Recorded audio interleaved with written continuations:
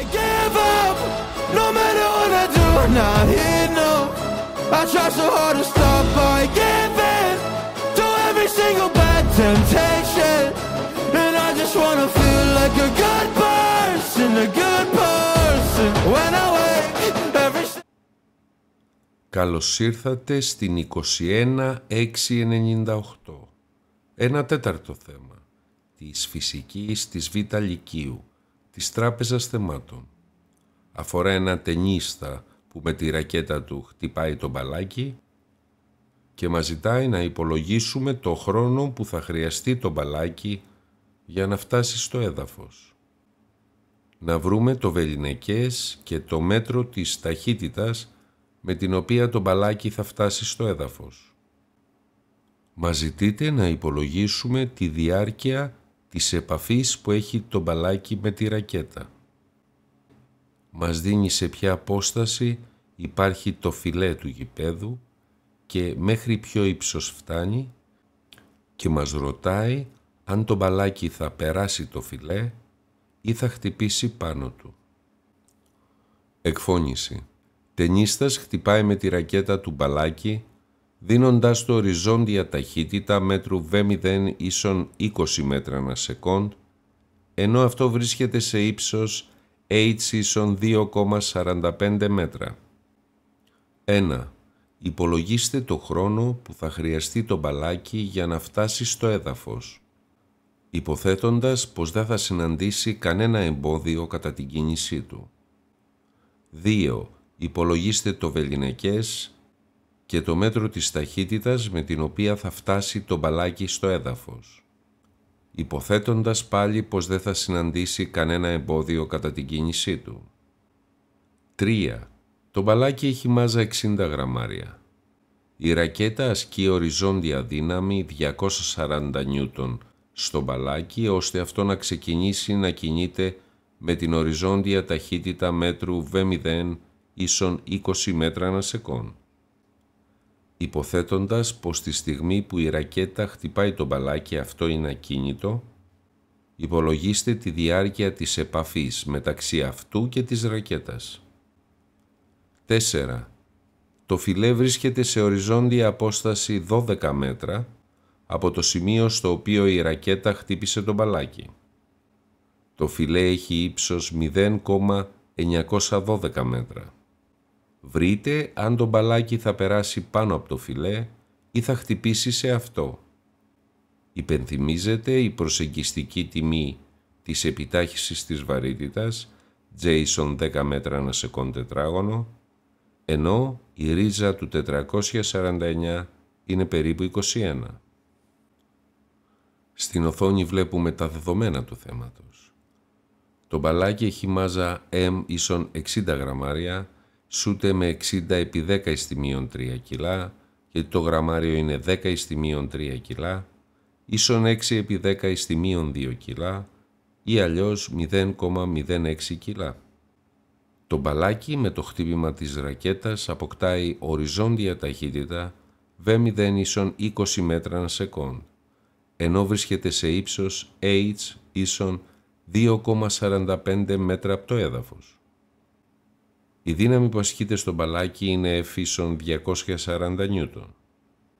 Το φιλέ βρίσκεται σε απόσταση D ίσον 12 μέτρα και έχει ύψος H τόνος ίσον 0,912 μέτρα. Μας δίνεται η επιτάχυση της βαρύτητας J ίσον 10 μέτρα ανά σεκόντ τετράγωνο και η ρίζα του 449, περίπου ίση με 21. Στην οθόνη βλέπουμε τη θέση Α, όπου η ρακέτα χτυπάει το μπαλάκι και έχει αποκτήσει ταχύτητα V0. Το μπαλάκι βρίσκεται σε ύψος H από το έδαφος και εκτελεί οριζόντια βολή, όπου S είναι το βεληνικές του. Το μπαλάκι στη θέση Γ συναντάει το έδαφος.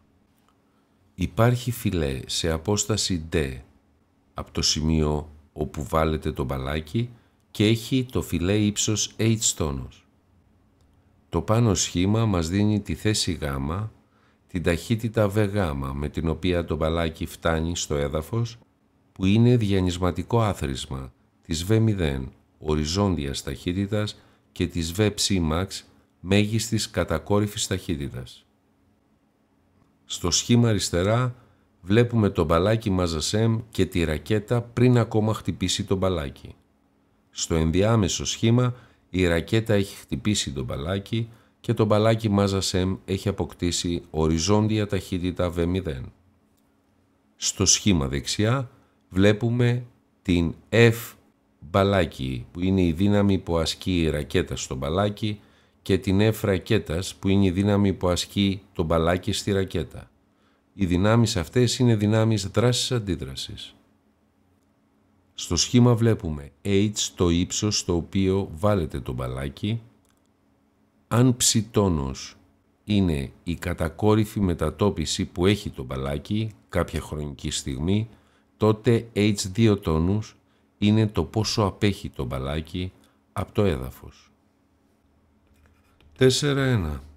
Ζητάμε τον ολικό χρόνο κίνησης στην οριζόντια βολή που εκτελεί το μπαλάκι. Η κατακόρυφη μετατόπιση που έχει το μπαλάκι στην οριζόντια βολή, το ψ ισούται με 1/2 τζετ τετράγωνο. Δηλαδή, για χρόνο όσο τον ολικό χρόνο κίνησης, το ψ ισούται με h. Άρα, το h ισούται με 1/2 τζετ τετράγωνο. Δηλαδή, το ταφ ολικό τετράγωνο ισούται με 2h δια τζ. Δηλαδή, το ταφ ολικό ισούται με ρίζα 2h δια τζ.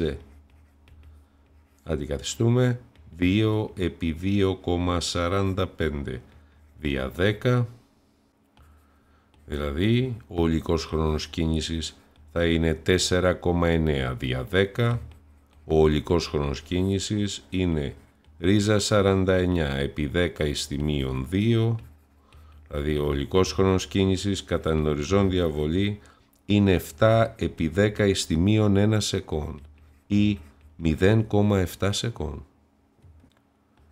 4.2. Ψάχνουμε το βεληνικές και την ταχύτητα που έχει το μπαλάκι όταν φτάνει στο έδαφος. Η ταχύτητα στον κατακόρυφο άξονα Vψ ισούται με G επί T. Για χρόνο όσο τον ολικό χρόνο κίνησης, η ταχύτητα παίρνει τη μέγιστη της τιμή. Άρα το Vψ max ισούται με G ταφ ολικό. Δηλαδή, η Vψ max ισούται όπου G αντικαθιστούμε 10 και το ολικός χρόνος 0,7 δευτερόλεπτα, άρα η μέγιστη ταχύτητα στον κατακόρυφο άξονα ισούται με 7 μέτρα ανά σεκόντ. Η ταχύτητα Vγ ισούται με τετραγωνική ρίζα V0 τετράγωνο και Vψ max τετράγωνο, όπως βλέπουμε στο σχήμα στα αριστερά μας. Άρα το Vγ κάνει, αντικαθιστώ, 20 στο τετράγωνο και 7 στο τετράγωνο, δηλαδή η Vγ κάνει ρίζα 449. Το Vγ κάνει τη ρίζα του 449, το οποίο μας δίνεται το Vγ είναι περίπου ίσο με 21 μέτρα ανά σεκόντ. 4.3. Ψάχνουμε τη χρονική διάρκεια κατά την επαφή της μπάλας με τη ρακέτα. Ο δεύτερος γενικευμένος νόμος του Νεύτωνα. Η συνισταμένη δύναμη που ασκείται σε ένα σώμα ισούται με το ρυθμό μεταβολής της ορμής του σώματος. Στην περίπτωσή μας η δύναμη είναι η δύναμη που ασκείται στο μπαλάκι και ισούται με το ρυθμό μεταβολής της ορμής που αυτό παρουσιάζει. Δηλαδή η δύναμη που ασκείται στο μπαλάκι ισούται με την τελική ορμή στο μπαλάκι μείον την αρχική ορμή στο μπαλάκι δια ΔΤ, τη χρονική διάρκεια της επαφής.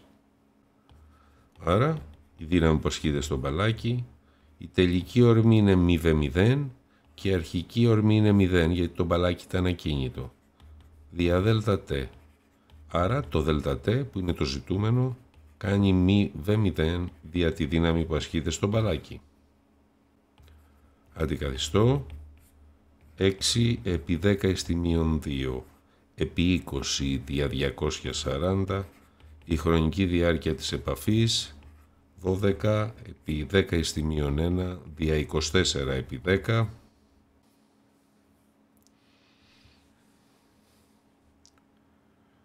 δηλαδή η χρονική διάρκεια της επαφής θα είναι 5 επί 10 στη μείον 3 σεκόντ. 4-4. Ουσιαστικά είναι μια ερώτηση.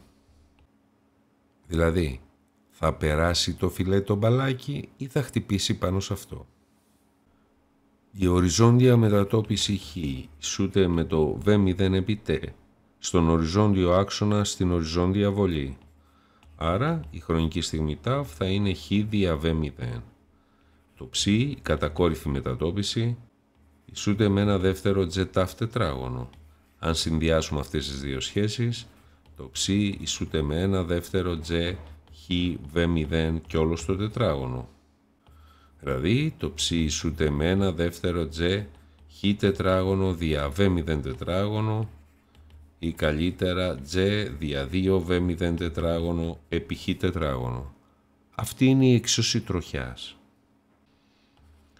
Για χ τόνος ισούται με d ισούται με 12 μέτρα, θα έχουμε το ψ τόνος να κάνει ένα δεύτερο επί 10 επί 12 στο τετράγωνο δια 20 στο τετράγωνο, δηλαδή το ψ τόνος κάνει 5 144 δια 400, δηλαδή το ψ τόνος ισούται με 1,8 μέτρα.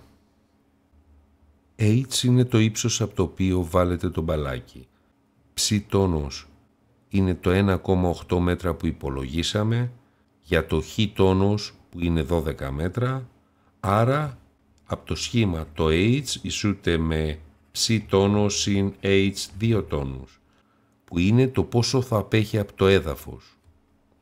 Δηλαδή το H 2 τόνους που είναι η απόσταση από το έδαφος κάνει H μείον ψ τόνους, άρα το H2 τόνους κάνει αντικαθιστό 2,45 μείον 1,8 μέτρα, άρα το ύψος H2 τόνους ισούται με 0,65 μέτρα. Το H2 τόνι που κάνει 0,65 μέτρα είναι μικρότερο από το H τόνος που κάνει 0,912 μέτρα.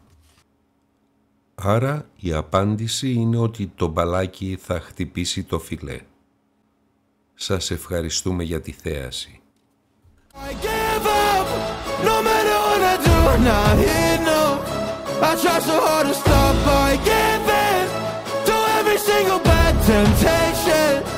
And I just wanna feel like a good person, a good